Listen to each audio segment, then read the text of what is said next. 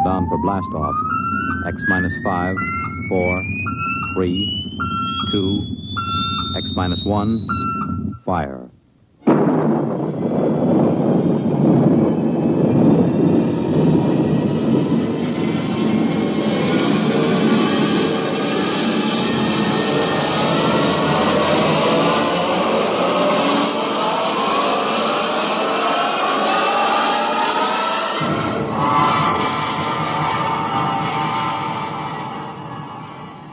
From the far horizons of the unknown come tales of new dimensions in time and space.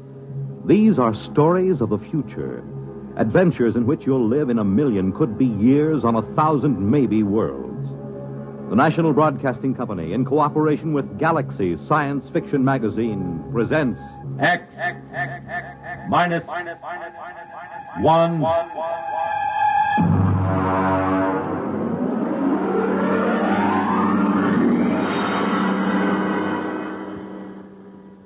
Tonight, an original story by Ernest Kenoy. The time, early in the 21st century. The story, Martian Sam. The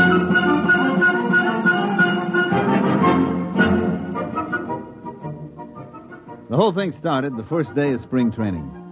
I'd gotten into camp 2 or 3 days before and started to loosen up a little. Because at my age, even batting fungos to an outfielder can tie your muscles up into knots. Although, as a matter of fact, I'd bet that I was in better condition than half the Humpty Dumptys on the club. We hadn't won a pennant since, 1997, or was it 98? And it looked like we had a permanent lease on 12th place. The Los Angeles Dodgers were in pretty sad shape, and that's the honest truth. I was standing behind the batting cage watching a couple of kids from our Tokyo farm team when Tommy Watson from the New York Times Tribune News caught me by the elbow. Hi, Joe. Well, how does it look this spring? Well, Tommy, the club has been considerably improved. Mm-hmm. Several of the youngsters are ready to deliver this year, and, of course, we expect sterling performances from our veterans. Is that what you want? Oh, come on now, Joe, come off it. Has old man Castle loosened up enough to buy a catcher? Not that I know of. Well, how about a left-handed pitcher? Well, they're those 2 boys from Tokyo. Oh, come on, they couldn't throw a cream puff across the dining room table.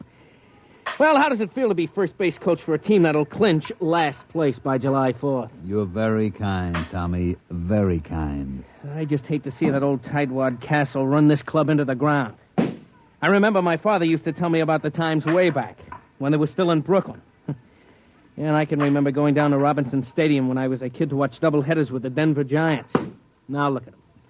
A bunch of overage bums and a few kids who could hardly make the high school team. And all Castle's money goes to buy sports rockets for that screwball son of his.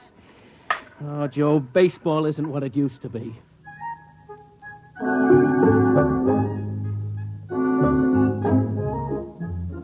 The sad truth of the matter was that Tommy was putting it mild. Old man Castle, the owner, begrudged every nickel that was spent on the ball club. I don't think anybody had gotten a raise in the last 5 years. The manager was old Rabbit Cinderella. And Castle used to issue statements every year about how he had great faith in him. Truth of the matter was that Rabbit would work for less than any other manager this side of the Sally League. You'll see what I mean when I tell you that the club traveled in an old four-jet Strato rocket like some barnstorming semi-pro team. I was in the locker room looking down at my feet to avoid looking around at what passed for ball players on this Los Angeles Dodgers when Rabbit come up to me. Joe. Yeah? Get your pants on and come into the office. Oh, what's the matter? Never mind. Come on. Okay. Listen, Rabbit, what are we going to do about a left-handed pitcher? Later. Joe, I had an idea. I thought we could take one of the right-handers and sew the letter backwards across his shirt, and maybe that'd fool the other club. Yeah. Come on inside. Or maybe we ought to disguise Iron Mike, the batting practice robot. All right, that's enough. Joe, the old man's dead. What? I said he's dead, old man Castle. Heart attack. I figured we had him scared so he'd loosen up a little dough for players, and then he goes and does this to us. Can't trust nobody. Well, who gets the club? His son. What, you mean Whistling Willie Castle, the Jetstream playboy? That's who. But he doesn't know anything about a ball He club. doesn't have to. Old man Castle owns 72% of the stock. And it all goes to Willie. Well, what's going to happen? Beats me. Probably sell us all out and buy a new rocket. Is he here? He was in the Earth-Moon small boat race when it happened. They got a message to him when he hit the direct beam off Lunaport. He could have landed and taken the shuttle back and made it in one day. But he was leading in the race, so he just kept going. He's due in a couple hours. You think you can get him to go for a left-handed pitcher? I don't know. We'll have to try.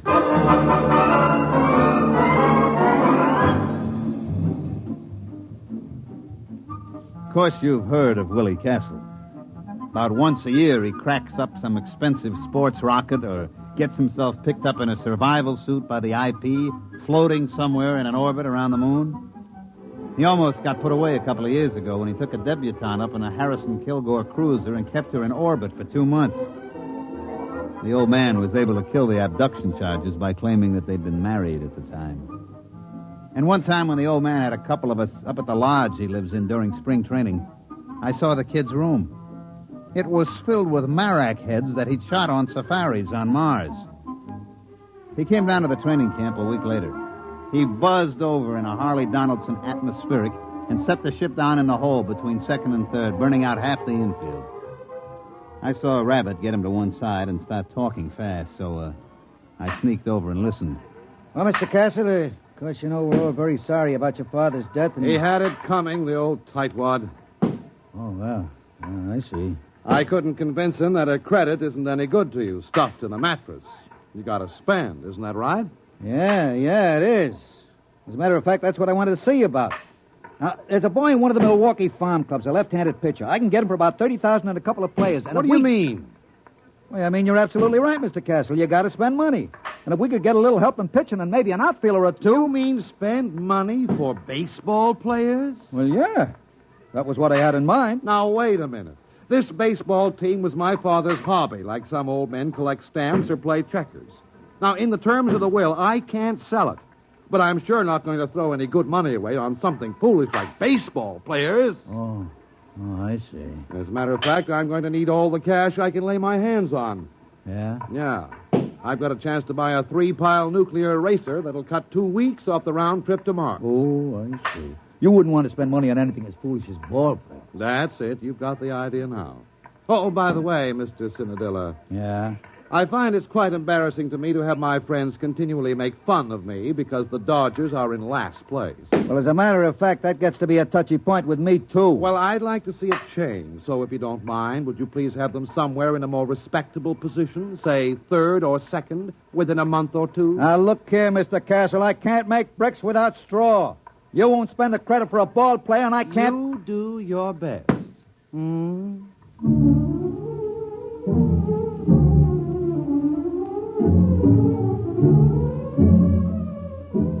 Well, after that interview with the new owner, Rabbit went out and tied one on, and I had to run the ball club for 2 days till we got him straightened out. But I can't say as I blamed him. We won one game in the Grapefruit League. We played the Jacksonville High School team and squeaked out a 13-12 victory. What the Yankees and Braves did to us, I'd rather not say. We opened the season at home, and a mediocre pitcher for Pittsburgh threw a no-hitter at us. Actually, that's not quite accurate. The truth is he just pitched, and we didn't hit anything. We lost 10 straight from opening day, and we didn't lose on the 11th day because it rained. Rabbit and me piled into his 97 copter and flew out to the Castle Estate up near Arrowhead. I was in pretty bad shape. For one thing, Rabbit's copter has a wobble, and I was feeling green around the gills by the time we dropped down on the port. Willie Castle was very excited by the time we finally got to see him. He was puttering around a whole mess of stuff piled up in the middle of the floor. Say, how do you like this? Isn't it exciting? Yeah? What is it? It's a Durgo stick. Oh, yeah, sure. And they use it in Mars in a game played between two villages. You see, all the men on one side line up, and then all the men on the other side try to knock them over with these sticks. Isn't it a beauty? Yeah, look, Mr. Castle, I got to speak to you. We got to have a left-handed pitcher. Oh, you mean for the baseball team? Yeah, that's right, the baseball team. That's what we got to have a left-handed pitcher for. Yeah. Well, now, I can't really be bothered with details of that sort. I'm leaving for Mars in the morning. Oh, by the way, I haven't had a chance to look at the standings recently. How are we doing? Mr. Castle, we may well set him out on record for consecutive games lost. Now, look here. You told me you can't sell the club. And you said you get tired of your friends kidding you about being last. Well, take it from me, Mr. Castle, and I know. Unless we get some ball players on that club, it's going to be last for the next 22 years. Now, look here, Cinadilla, I know you can fire me, but I don't care who you hire as manager. Unless you get him a left-handed pitcher and a couple of other players, that club is going to stay last. Oh. Oh, well, then I'll see what I can do. Don't worry about it. What do you mean, don't worry about it? I got to go out there every day and try to make those bums go through the motions. Now, look, I really have to pack. And besides, I'm expecting a new shipment of equipment from Aberfitch and Comby. Now, just don't worry about it. I'll think of something. Goodbye.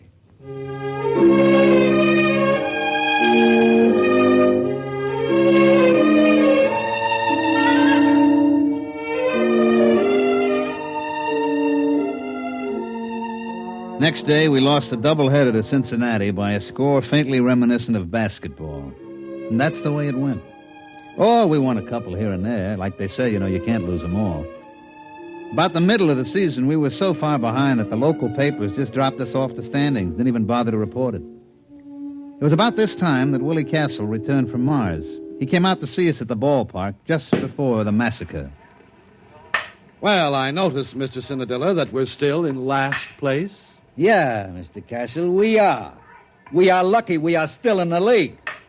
With the ball players that you've given me. Well, I just wanted to tell you that I made a small bet with one of the boys at the country club.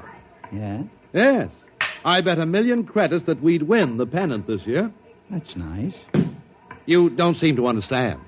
I expect to win that bet. Yeah, sure. And I expect to put on a Monroe suit and win the Miss Universe title. I told you to leave everything to me. Now, I'd like you to come into my office, if you please. I have a few things I'd like to talk over with you. For one thing, I've signed a ball player. You what?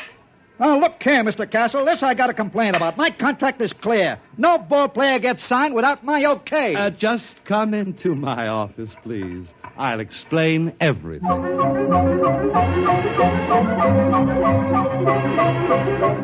That night, when Rabbit went up to the plate to hand in the starting lineups, I could tell something was happening. For one thing, old Baldy Snuff, the umpire, was looking at the card like it was written in Arabic.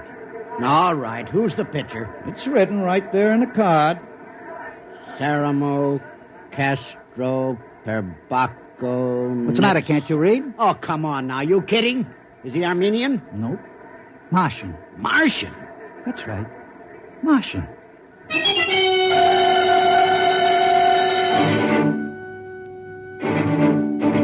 Of course, the riot didn't really start until our pitcher got out on the mound. Fred Kurtz, the Milwaukee manager, came running out like he'd been shot from a jet. Baldy Snuff was hollering. The whole Milwaukee bench was looking for a fight, but Rabbit just stood there quiet and calm. He can't do that. He can't do that. Look at that thing. What is that? That's my pitcher. We call him Sam. But you can't play with that. That ain't a ball player. That isn't even a human being. What are you trying to pull, Rabbit? Listen, I got my rights. I sign them legal. Here's the contract. But now look here, Rabbit. You can't get away with that.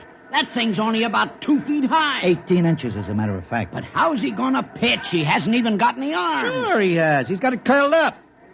Hey, Sam, wind up. But that arm, It's 32 feet long. that ain't legal. You gonna let him get away with that? Oh, there's one other thing. On the end of that arm, look, you see? That's his eye. Rabbit, I'm gonna punch you right in the nose. Now take it easy, Kurtz. Take it easy. Look, I got the papers all here. I've got the United Nations Concordat with the Marshall Colonial Government, a Supreme Court decision in the case of Schultz versus Karawa, Kalpabal, Kalfitz, et al. It's legal.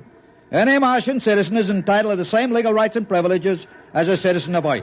And among those is the right to play ball in a national league. I protest again. I forfeit the game. Rabbit, I'm gonna punch you right in the nose.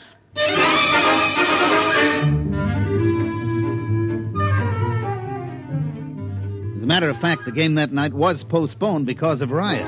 The next morning, everybody met in the commissioner's office, and sure enough, it was legal. Martian Sam, we come to call him, was a legally signed player for the Los Angeles Dodgers. I told you not to worry. I found Sam in a village just north of Marsport. He's a klugel hunter. A what? A klugel hunter. Klugels are fast little animals that run about 80 miles an hour, and the hunters go out and throw rocks at them and kill them. Sam's a klugel hunter. He ought to be a pretty good pitcher. How about the other clubs? What happens if they get klugel hunters? Oh, they won't. You see, it's basically contrary to Martian psychology.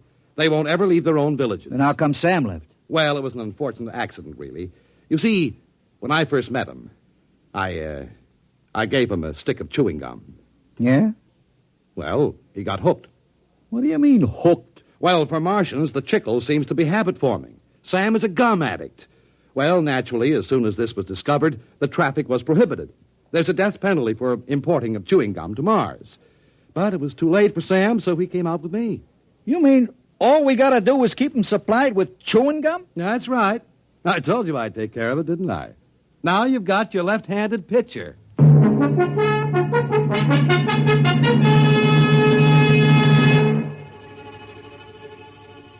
Sam pitched that night.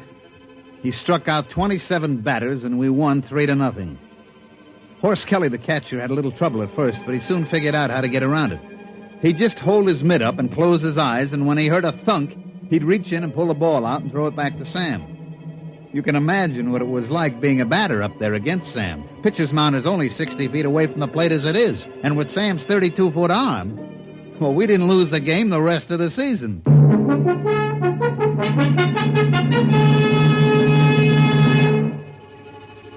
Of course, we started out so far behind that by the last game of the season, we were tied with the Milwaukees, and we were playing them at Milwaukee.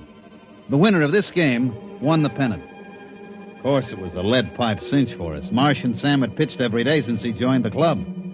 He looked real cute out on the mound, standing 18 inches high in his little Dodgers uniform and in that long 32-foot arm. We had taken a finished batting practice at Milwaukee County Stadium, and I was standing next to Willie Castle's box talking to him. Well, it looks like I won't have to be embarrassed about owning the Los Angeles Dodgers anymore, eh? That's right. With Sam pitching, that means we win the pennant and the series. Well, I think that's very nice. As a matter of fact, I'm thinking of taking the whole team on a barnstorming tour through Mars after the series is over. Hey, Joe! Joe!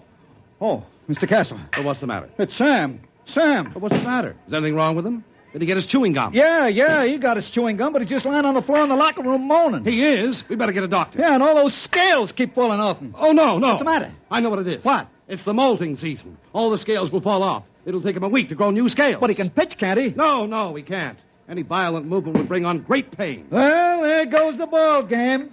Martian Sam can't pitch. We're dead.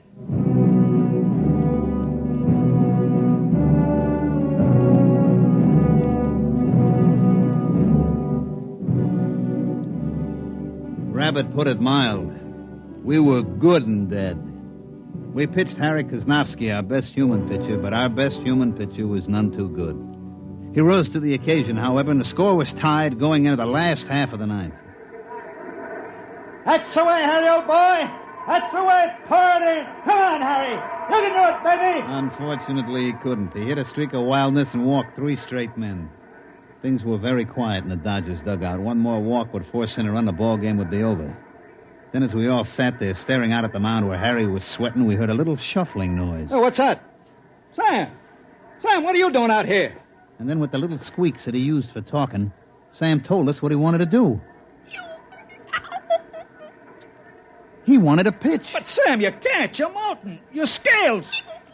All right, Sam, all right. If that's the way you want it, you get out there. You pitch at that one batter. It's 2 out. You strike him out, it'll go to extra innings, and we'll win the ball game.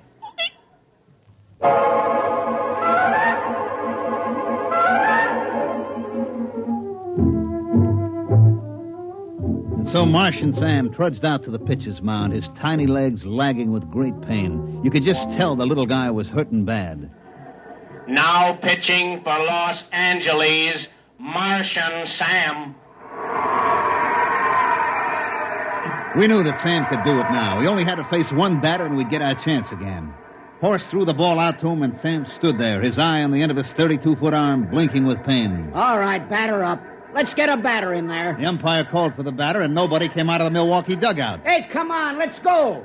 Hey, Kurtz, get a man up in there. What's the matter, Baldy? Let's get a batter in there. You're delaying the game. What do you mean I'm delaying the game? You get a batter up there. But I got a batter up there. What do you mean? There's nobody in the batter's box. Baldy, I got a contract here for you to read. What are you talking about? Yeah. Read it.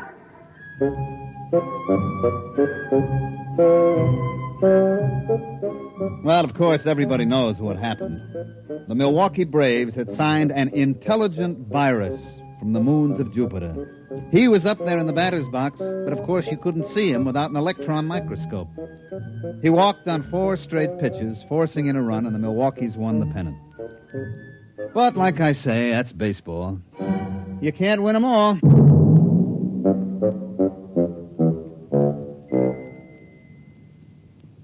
You have just heard X-1, presented by the National Broadcasting Company in cooperation with Galaxy Science Fiction Magazine, which this month features Time in the Round by Fritz Leiber, the story of a dictator who suffered more than any dictator in history.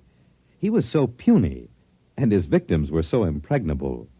Galaxy Magazine on your newsstand today. Tonight, X-1 has brought you Martian Sam, an original story written for radio by Ernest Kenoy. Featured in the cast were Mandel Kramer as Joe, Santos Ortega as Rabbit, Ivor Francis as Willie, Jack Orison as Baldy, Bob Hastings as Tommy, and Bill Zuckert as Kurtz. Your announcer, Fred Collins. X-1 was directed by Daniel Sutter and is an NBC Radio Network production.